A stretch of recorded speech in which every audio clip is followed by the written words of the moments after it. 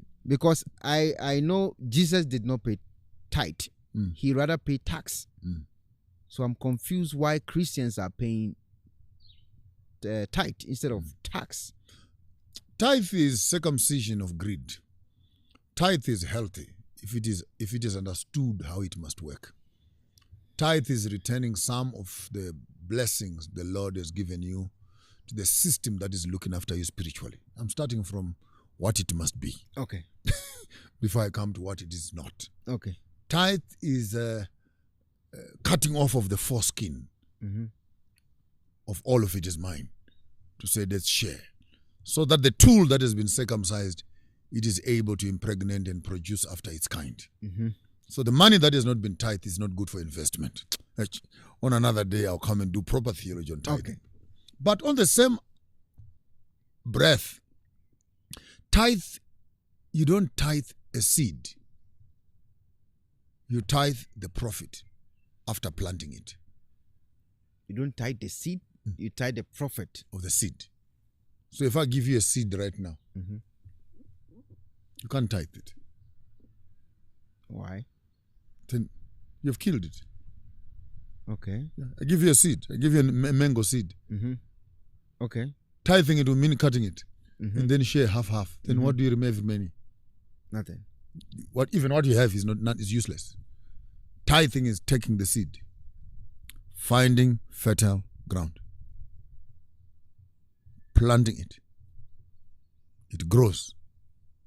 When we harvest from the seed, then we share. Your salary is a seed. Invest it. The profit from your investment, that's what you can share. So if I give you a cow right now, you can't tithe it until the 4th or 5th year, when it has reproduced 1, 2. On the 3rd year, this one is starting. And the following year, this one and this one and this one are starting. So tithing is not supposed to be done every month. I'm taking you through a lesson. Yeah, I know. So the money that you receive, if you go to the bank and ask for a loan, you can't tithe on a loan. You take the loan to the business that you say you must do. Okay. Only after you've made profit from that business, then you take your tithe. Otherwise, you're already eating the profits from the initial investment. And when you pay back to the bank, you won't be able to balance your books. Okay. So we don't pay tithe on loans. We don't pay tithe on grants. We don't pay tithe on salaries. Okay. We pay tithe only on the profits of our investments. And if we take that model, then we'll develop a self-sustainable church where every member is a business person. And God is not interested, Yahweh is not interested in money coming from poor people. Corinthians says he loves a cheerful giver. But right now when our members are tithing, they are not cheerful. Because that money, they need it badly for their school fees. Their things are not balancing because their businesses are not doing well. But tell me, after you have 4th or 5th year, when now you have 11 cows, from the first cow that you received, and you call your pastor and say, please, here are the 11 cows. Count. Pick one for the Lord. That's a cheerful giver. I don't know if that making sense to you. Yeah. So this whole thing of converting tithe as money is wrong. Tithe is given as an agricultural tool in an agricultural environment of the Bible, where it's not only tithe of money, it is grain, it is seed, it is wine, it is the harvest of the field. And so tithe is not one item. You bring all the things that you have harvested. Okay. And then you tithe of this. And in some certain cases, in the Bible, it says, if you are too far from the temple, you can enjoy it, yeah. Take your tithe, call your neighbors, and eat it. Your tithe is supposed to be food, not money. Are you enjoying that? But collect your neighbors. Let's enjoy. And eat it. Again, that's church. Where you're back to church. Yeah. You are back to church again, where the community around you can share with you and enjoy the blessings. And tell me that when you're eating with your neighbors, you're angry. Very happy. So I'm sad to say the modern 21st century model of tithing has been a highly commercialized, monetized tithing, and it's coming in the backdrop of people that are landless, people that no longer know how to do agriculture, people that don't appreciate even the environment of the text itself. It has just become a way of collecting money from people every week. Even those that are not working, those that have not invested, tithe must not. And even the Bible says, don't bring me tithe from a dog, from a cell of a dog, or a tithe from a prostitute. So there's some tithes that are totally unacceptable. Mm-hmm. So you cannot go and sell a dog and say, I sold 10 dogs. And some of it belongs to the... No. There's some types of offerings that's not needed. That are not acceptable. I asked a pastor about this tithing, and I was like, okay, so Abraham met Melchizedek, and then he gave his tenth to Melchizedek. Okay, now I asked the pastor, are you Melchizedek? And he was like, why am I? I said, Melchizedek has no end, has no beginning. What you have end, you have beginning. You are not Melchizedek. That's one. Number two, after Abraham... You're being naughty, of course, yeah. After Abraham gave the 10 to Melchizedek, so are you trying to tell me that Abraham never met Melchizedek again? That was not written in the Bible. So it means he just paid once and that's it. So why are you taking it every time? The Melchizedek one is very interesting, and I wish maybe for those who are following your podcast and are picking up one or two, I know the comments that are becoming, some of the things he's saying are right, some of them are wrong. Or it's fine. You're growing up. Watch this video today. Come back again another 6 months and watch it again. Come another 5 years. As you are growing spiritually, you understand, and your understanding gets clearer and clearer. I hope before people die, we'll actually be able to come back and say, finally, I get it. Let's go to Melchizedek. Okay. Abraham goes to war. His brother has been taken captive, Lot, by 10 kings. Shipped it, and Abraham hears it. Now, I want you to understand Abraham, which your pastors have never told you. Abraham was not a fly-by-night guy. He had soldiers in his own house, full army. So he marshaled his own army in his own house, set up to go and liberate his brother, fought the 10 kings, won the battle, collected the spoils, cattle, sheep, and goats, and took his brother and went back. It was while the army general, Abraham, the Abraham you never hear about.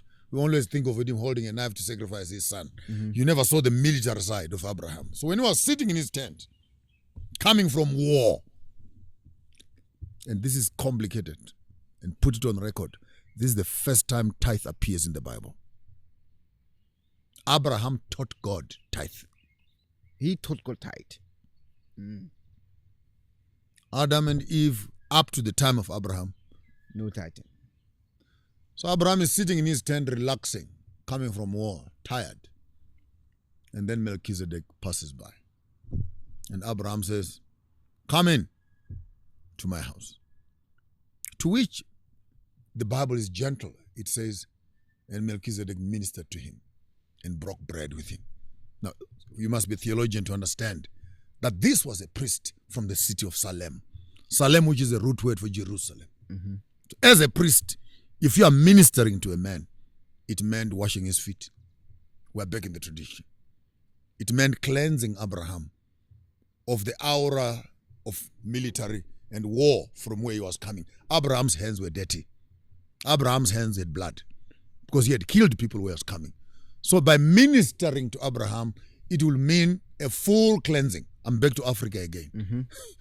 So he cleanses Abraham, but for the more vegetarian theologians, it simply means he washed his feet, broke bread with him, and drank wine with him, and anointed him to make him normal again.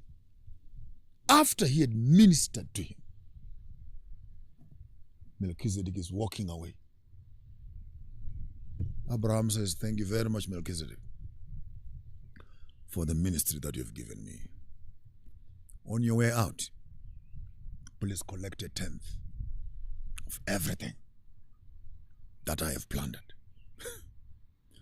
Tithe came out willingly of Abraham having been ministered to. Now, this one will shock you. There's no pastor who deserves to eat your tithe unless he has touched your feet. Unless he's touched your feet? And washed your feet. And broken bread with you. anoints you and blesses you. It's out of the goodness of your heart.